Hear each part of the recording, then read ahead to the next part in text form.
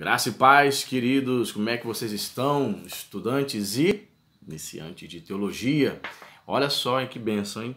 Você chegou até aqui, parabéns. Hoje esta aula é a aula de número 50. Estamos aí há 10 meses, né? Trazendo este quadro, né? Esta série, Teologia para Iniciantes. E estamos firmes aí, pregando a palavra de Deus, anunciando, ensinando. É uma satisfação estar com você. E existem algumas formas de você retribuir, né, esta bênção. Eu abençoo você, né, permitindo-me que Deus me use para te abençoar. E você também nos abençoa de algumas maneiras. Primeiro é dando like. Já deu? Show, deu like. Segundo, comentando. Pastor benção, estamos aí, estamos juntos. Pastor bom dia, pastor aleluia, glória a Deus. Deus é bom. Comente, porque o YouTube entende que você, ao comentar este vídeo, é importante. Então ele mesmo, o próprio YouTube, começa a fazer mais propaganda do nosso canal, certo? Terceira forma de você nos ajudar é você participando, né, do nosso Apoia-se. Né? Você que deseja apoiar o nosso canal, você entende que este canal tem sido bênção para a sua vida, bênção para outras vidas também. Você pode ir abaixo aqui, no link das descrições, você pode clicar lá no Apoia-se e você pode abençoar o nosso canal, né, com valores a partir de R$5, né, e certamente Deus vai abençoar a sua vida, né. Faz esse propósito, aquilo que Deus colocou no seu coração, 5, 10 mensalmente, né, e ao fazer isso você estará fazendo parte do nosso grupo do WhatsApp, grupo dos apoiadores, né. Não tem como colocar um grupo do WhatsApp com todo mundo do canal, então existe o grupo dos apoiadores, né. E após alcançarmos uma meta financeira que está aí mesmo no canal, quando você clicar no link de descrição, entrando na plataforma, você vai ver uma meta financeira. Quando alcançarmos a meta financeira, estaremos sorteando um livro de teologia, no valor aí até de R$100, todos os meses para os apoiadores. Amém? E quarta maneira de você ajudar esse canal é compartilhando. Aonde? Em grupos do WhatsApp, que você está aí, na escola dominical da sua igreja, em grupos de WhatsApp de seminaristas, de irmãos da igreja, certo? E grupos de Facebook. Entende? Então você pode nos ajudar, ok? Então vamos lá, vamos para a aula. Para quem está nos acompanhando no nosso livro de Maya Pilma, estou na página 227, lá no terceiro parágrafo, lá embaixo, conversão. Diz o seguinte: conversão, segundo a definição mais simples, é abandonar o pecado e aproximar-se de Deus, segundo Atos 3,19. O termo é usado tanto para exprimir o período crítico em que o pecador volta aos caminhos da justiça, quanto para expressar o arrependimento de alguma transgressão por parte de quem já se encontra nos caminhos da justiça. A conversão está muito relacionada com o arrependimento e com a fé, e ocasionalmente representa tanto uma coisa quanto outra, ou ambas, no sentido de englobar todas as atividades pelas quais o homem abandona o pecado e se aproxima de Deus. O Catecismo de Westminster, em resposta à sua própria pergunta, apresenta a seguinte definição adequada de conversão. O que é arrependimento para a vida? Catecismo, né? Talvez você, como estudante iniciante, estranhe a palavra catecismo, mas isso não é da Igreja Católica. Não, entre os protestantes existem pequenos catecismos. São uma espécie de declarações de fé, certo? Catecúmenos, esse termo catecúmenos refere-se às pessoas que estão iniciando ali nos estudos, né? Iniciando os primeiros passos do discipulado cristão. Então, essa expressão também é comum entre os protestantes, principalmente de viés reformado, como os presbiterianos. Então, a Confissão de Fé de Westminster tem algumas declarações, né? É uma confissão de fé tipo com perguntas e respostas. Então, lá nessa confissão, tem a seguinte pergunta: o que é arrependimento para a vida? Aí responde: arrependimento para a vida é uma graça salvadora pela qual o pecador, tendo uma verdadeira percepção de seu pecado e compreendendo a misericórdia de Deus em Cristo, se enche de tristeza e de horror pelos seus pecados, abandona-os e volta-se para Deus, determinado a prestar-lhe nova obediência. Né? É interessante que a própria palavra que aparece lá no grego, né, no Novo Testamento grego, que é traduzida por arrependimento, é uma palavra chamada metanoia, né? E a palavra metanoia significa isso, mudança de mente, mudança de pensamento. Então, uma pessoa que verdadeiramente se converteu, como é que você reconhece se uma pessoa se converteu? Ela muda o pensamento, muda as suas convicções, a sua forma de pensar, e se de fato ela se converteu, ao mudar a forma de pensar, ela vai mudar a sua vida, o seu comportamento também. Não muda só a maneira de pensar, vai mudar também o comportamento, vai influenciar o seu comportamento. Perfeito? Infelizmente hoje nós vemos muitas pessoas se dizendo convertidas, né? Ela dizendo, olha, eu me converti, na minha vida houve conversão sim, mas você vê o comportamento dela dentro das igrejas e até mesmo fora das igrejas, não houve uma conversão, né? Houve apenas uma adesão, que é diferente, né? Qual a diferença? A pessoa ela começou a visitar uma igreja, gostou daquele ambiente, mas ela não teve de fato uma experiência de novo nascimento, de conversão. Então, mesmo não tendo essa experiência de conversão, ela declara para todo mundo, olha, agora eu sou cristã, me batizei. Então houve uma adesão a um grupo religioso, é diferente. Não houve transformação interna, infelizmente. Portanto, essas pessoas são as que dão muito trabalho na igreja. Porque se ela não nascer de novo, ela não nascer de Deus, então as suas obras são carnais. Então, obras carnais trazem malefícios para o corpo, né? Então, elas serão pessoas problemáticas, sempre arrumando problema, confusão, envolvidas em brigas, fofocas, divisões, etc, etc. Por quê? Porque não houve conversão, não houve metanoia, mudança de mente. Logo, o que ocorre é que ela apenas aderiu a uma nova religião. Ela era católica, agora ela faz parte da igreja evangélica X. Mas você vê pelo comportamento dela dentro de casa, no trabalho e até mesmo dentro da igreja, que não houve mudança interna, espiritual, não houve um verdadeiro arrependimento. Seguindo aqui, ele diz o seguinte, observe que, segundo essa definição, a conversão envolve toda a personalidade, intelecto, emoções e vontade. Como se distingue a conversão de salvação? A conversão descreve o lado humano da salvação. Eu até sublinhei aqui na época, quando eu li esse livro há muitos anos atrás. A conversão descreve o lado humano da salvação. Está vendo? A conversão descreve o lado humano da salvação.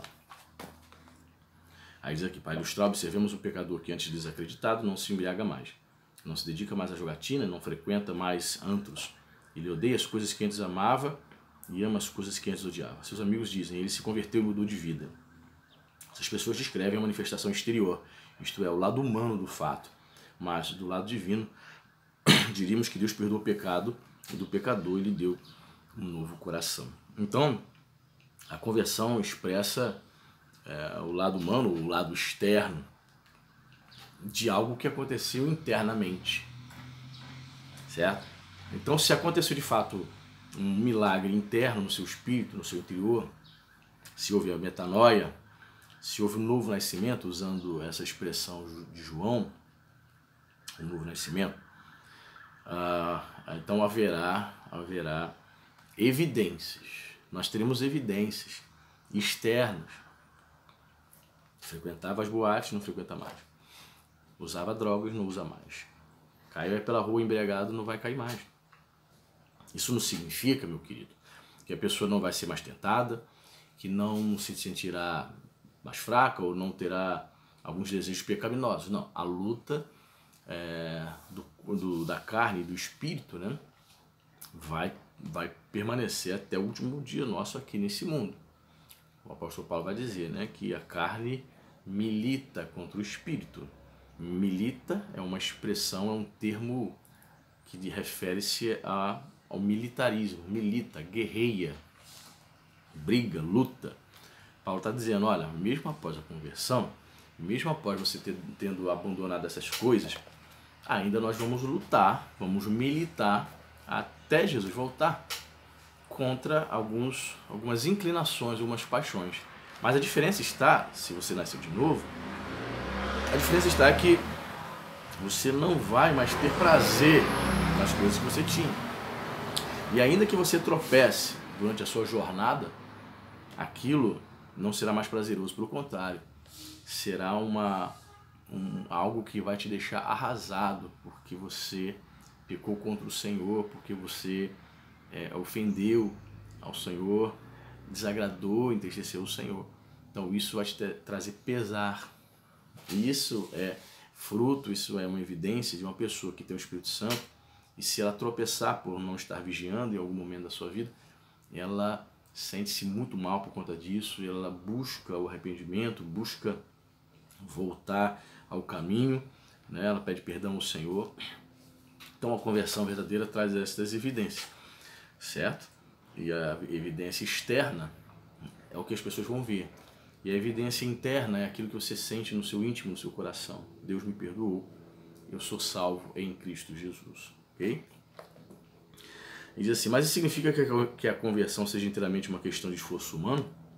A conversão, visto que a fé e o arrependimento estão inclusos nela, é uma atividade humana, mas ao mesmo tempo é um efeito sobrenatural, pois ela é a reação do homem ao poder atrativo da graça de Deus e de sua palavra. Portanto, a conversão é o resultado da cooperação das atividades divinas e humanas. Ponham em ação a salvação de vocês com temor e tremor, pois é Deus quem efetua em vocês tanto o querer quanto o realizar, de acordo com a boa vontade dele. Filipenses 2, 12 e 13. Então isso é um fato, né? Talvez você seja um calvinista, esteja congregando, ou ainda não, você é um estudante de teologia iniciante, ainda não definiu essas questões. Não sei se sou calvinista, se sou arminiano. Mas se você congrega, por exemplo, numa igreja presbiteriana, certamente você vai ser ensinado o calvinismo. Então, o que se ensina no calvinismo, né? Não concordo, mas respeito. Se ensina que há, na questão da salvação, um monergismo, ou seja, toda ação para salvar o homem, só Deus realiza. O homem não tem capacidade de fazer nada. O homem não pode tomar nenhuma atitude, não pode decidir nada, não teria nenhuma responsabilidade, né? A grosso modo. Né? O homem estava morto, então, segundo o calvinismo, uma pessoa que está morta ela não pode responder pelo chamado de Deus. Né? O arminianismo discorda. O arminianismo vai dizer, que é a posição que eu acredito, que é possível sim resistir ao chamado da salvação. Né? A gente olha nos evangelhos e percebe que Jesus vai dizer, eu vim para os que eram, né? O próprio João, aliás, vai dizer, lá no primeiro capítulo do Evangelho, veio para os que eram seus, referindo-se a Jesus, veio para os que eram seus, em relação ao povo judeu, mas os seus não receberam, ou não aceitaram. Né? Lá em Atos capítulo 7 também, no discurso de Estevão, Estevão vai dizer aos fariseus que eles resistiram, ele vai usar essa palavra, resistiram ao Espírito Santo. Então nós arminianos entendemos que é possível sim uma pessoa fechar seu coração e resistir, não desejar servir ao Senhor. Nós cremos na responsabilidade humana, certo? Mas entendemos também, eu entendo também que a nossa parte é desejar, aceitar essa palavra, a mensagem do Evangelho, e permitir, né? Não resistir, não fechar o coração para o agir de Deus e do Espírito Santo. Permitir que o Espírito Santo trabalhe na nossa vida. Porque a pessoa pode frequentar uma igreja, até se declarar cristã, e não deixar, e não permitir Jesus trabalhar na sua vida. Ela ouve os sermões ali todos os domingos, mas ela não pratica nada. Segunda a sábado ela vive como se fosse uma mundana. Né? Então, a parte humana da salvação, o que é a parte humana? É você sair da sua casa, ir ao culto para ouvir uma palavra de Deus, é você na sua casa pegar a sua Bíblia, ninguém está mandando, o pastor não está na tua casa, não está ligando para você, já leu a Bíblia hoje? É você pegar a sua Bíblia para meditar na palavra, é você ter vida de oração, nunca se esquecer de buscar Deus, não ficar nenhum dia sequer sem falar com o Senhor. Você está fazendo a sua parte.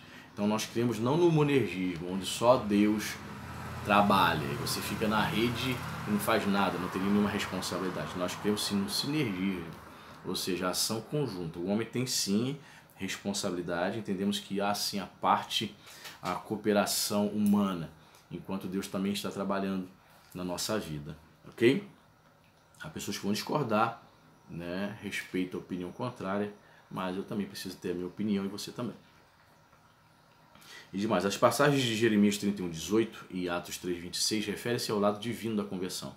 Já Atos 3:19, versículos em capítulo 11:18 e Ezequiel 33:11 refere-se ao lado humano. Então a gente vai perceber que isso é uma verdade. Tanto Deus agindo em prol da salvação do homem, algo que os irmãos calvinistas só focam nessa parte.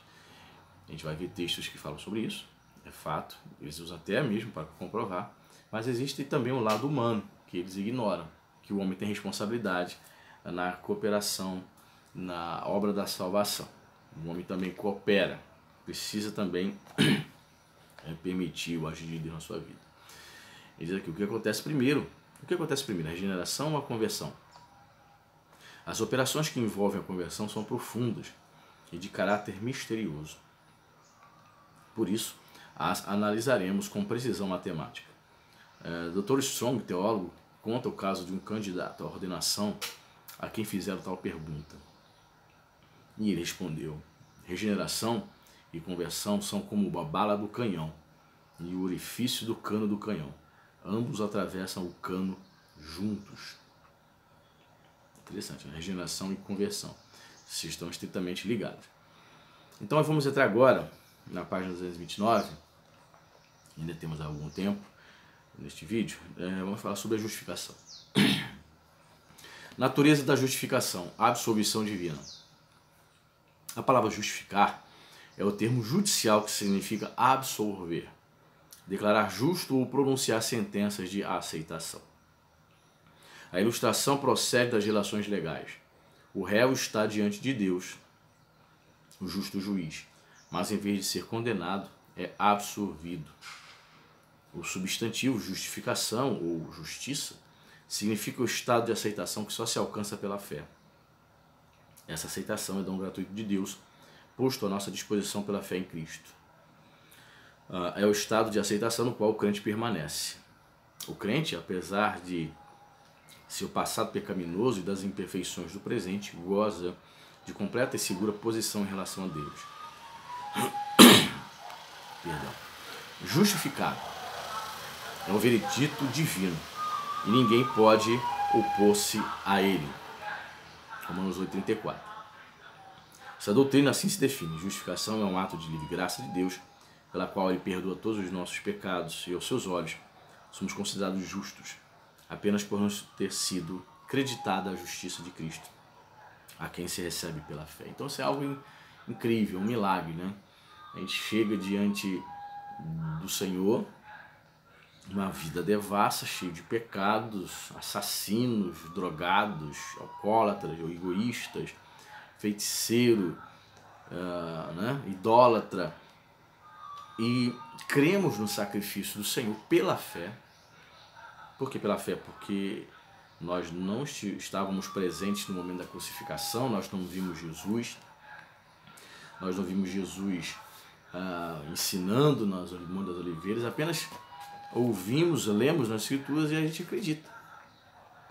É pela fé, eu confio, eu acredito que aquilo aconteceu, que aquelas palavras são verdadeiras. Ok, então o que ocorre? Ocorre a justificação. Deus nos declara justos. É simples assim. Deus nos declara justificado. Esse é o veredito. Deus, como juiz, ele bate martelo. Eu vos declaro como um tribunal, né? Você, a partir de agora, porque você me recebeu pela fé, você é declarado agora justo, né? Então há algo sobrenatural que é realizado na nossa vida e nós podemos viver em novidade de vida através da fé. Aliás, Paulo vai repetir a palavra do profeta Abacuque, né? O meu justo viverá pela fé. Tudo é pela fé, né? Eu creio que eu fui justificado pela fé. Eu creio que eu fui perdoado das minhas atrocidades, dos meus pecados no passado, pecados que também cometemos, só que é diferente no presente, né? Você comete o pecado, mas não tem mais prazer no pecado, satisfação nele. Você não é mais um pecador inveterado, você é um pecador, nós somos pecadores justificados, pecadores redimidos, né? Eu já falei em outros vídeos que a obra de Jesus na cruz do Calvário perdoou, tem uma obra Sua obra é retroativa, perdoa os nossos pecados no passado, perdoa agora o presente e pecados aqui que você vai cometer daqui a 10 anos. Quando você estiver vivo, quando estivermos vivos aqui nesse mundo, nós iremos pecar. Pensamento, no falar, no pecado de omissão, enfim. Nós erramos todos os dias. E o que Jesus realizou na cruz do Calvário traz essa purificação, né? Futura também, este perdão, essa justificação futura. Claro, com ressalva de que se você permanecer em Cristo, se você se afastar de Cristo, se você não permanecer na palavra, eu não quero mais praticar a palavra de Deus. Não, aí a eficácia da cruz, da salvação, deixa de ter validade na sua vida, porque você não está vivendo mais por fé, você deixa de viver por fé. Então, a pessoa que se afasta da palavra, do Espírito Santo, da comunhão, da igreja, ela dizendo, eu estou afastado, mas eu não estou com Jesus. Mentira. Isso é uma mentira que o diabo colocou no coração dela para justificar o seu afastamento, para justificar os seus pecados que ela voltou a cometer, né? Porque Jesus, Paulo vai dizer que a igreja é um corpo, certo? Ele faz a analogia de um corpo. Imagina um corpo, imagina o seu corpo. Aí Paulo vai dizer que Cristo é o cabeça, imagina a cabeça? A igreja, no coletivo, é o corpo. E os membros individualmente, existem os membros. Então o crente é o membro, seus membros individualmente falando. Imagina, se eu tenho esse polegar aqui, que é o membro do meu corpo, se eu decepo o meu polegar, o corpo continua vivo, não continua? Andando, eu continuo sobrevivendo, eu consigo sobreviver sem um dedo. Mas esse dedo aqui não vai sobreviver sem o corpo. Concorda? Então a analogia do corpo, eu percebo, né? Paulo fazendo a analogia do corpo em relação à igreja, uma analogia perfeita. Por quê? Porque Cristo é o cabeça, ele não diz que Cristo é o braço, Cristo é as pernas do corpo. A igreja se move porque Cristo é as pernas. Não, o cara que fala isso está cometendo heresia. Paulo vai dizer claramente, Cristo é o cabeça. Kefalé, né? Daí vem a expressão cefaleia. Estou com cefaleia, que é dor de cabeça, porque a palavra cefalé, kefalé, vem do grego, né? Cabeça. Cristo é o kefalé. Certo? Portanto, Cristo não são as pernas. Paulo diz que Cristo não são os braços. Cristo é o cabeça. Por quê? O cabeça é que direciona os membros do corpo. É o cérebro que dá as ordens. O cérebro está me dando a ordem aqui, para me mexer as mãos, para me colocar a mão na cabeça. Foi o cérebro que deu essa ordem. Ou seja, o cabeça é que guia o corpo. Não é o contrário. Não são os membros, as mãos, os dedos, os braços, as pernas que vai guiar a cabeça. É a cabeça que guia os demais membros. Então, uma pessoa que se afasta do corpo, não quer conviver, está com raiva, está com ódio, não quero mais ver a cara de ninguém, de nenhum crente, você cristão em casa. Mentira. Isso é uma mentira mais mentirosa, mais cabeluda de Satanás. Satanás quer isso mesmo, que a pessoa se afaste do corpo. Convença ela, conseguiu convencê-la de que é possível ser um cristão solitário. Eu sou da igreja do eu sozinho. Não deixa se levar por essa não, isso é mentira. Né? Seguindo aqui, justificação é primeiramente uma mudança de posição da parte do pecador que antes era um condenado, mas agora foi absolvido. Antes estava sob a condenação divina, mas agora participa da aprovação divina. Justificação inclui mais que perdão dos pecados e remoção da condenação, pois no ato da justificação Deus coloca o ofensor na posição de justo. Então, uma pessoa que possa ter cometido aí as maiores atrocidades, talvez o ser humano tenha muita dificuldade de perdoar um assassino, um pedófilo, um estuprador, que são pecados, né? Crimes que até mesmo outros presos, outros criminosos condenam, o estupro de uma criança. Pois é, mas se esta pessoa se arrepender verdadeiramente, Deus a perdoa, ainda que os homens não a perdoem. Certo? É o que diz a Bíblia. Diz aqui, o presidente da República pode perdoar o criminoso, mas não pode reintegrá-lo à posição daquele que nunca desrespeitou as leis. Mas Deus pode efetuar essas duas ações. Ele apaga o passado, os pecados e ofensas, e em seguida trata o ofensor como se nunca tivesse cometido o pecado sequer. O criminoso perdoado não é considerado ou descrito como bom ou justo, mas Deus, ao perdoar o pecador, declara-o justificado, isto é, justo aos seus olhos. Juiz algum poderia justificar o criminoso, isto é, declarar o homem justo e bom. Se Deus estivesse sujeito às mesmas limitações e justificasse somente as pessoas boas, então não haveria evangelho nenhum a ser anunciado aos pecadores. Paulo assegura-nos que Deus justifica o ímpio. O milagre do evangelho é que Deus se aproxima dos ímpios com uma misericórdia absolutamente justa e os capacita pela fé, a despeito do que são, a entrar em um novo relacionamento com Ele, por meio do qual é possível que se tornem bons. O segredo do cristianismo do Novo Testamento, como também de todos os avivamentos e reformas da igreja, é justamente este maravilhoso paradoxo. Deus justifica o ímpio. Assim, vemos que justificação é primeiramente subtração, o cancelamento de pecados, e depois adição, que é a imputação de justiça. Deus cancela, Deus perdoa todos os nossos pecados. Em seguida, nos declara justos, nos torna justificados. É a imputação da justiça. Aliás, me veio à mente aqui a fala de Jesus que diz, né? Eu não vim buscar, né, aqueles que os sãos, eu não vim curar os sãos. O médico vem para curar aqueles que estão doentes. Eu vim buscar os doentes, os perdidos. Né? São duas falas aqui que eu mesclei, né? O são não precisa de médico, para ser mais exato, Jesus diz. O são, aquele que está são, ou seja, Jesus falando para os fariseus, né?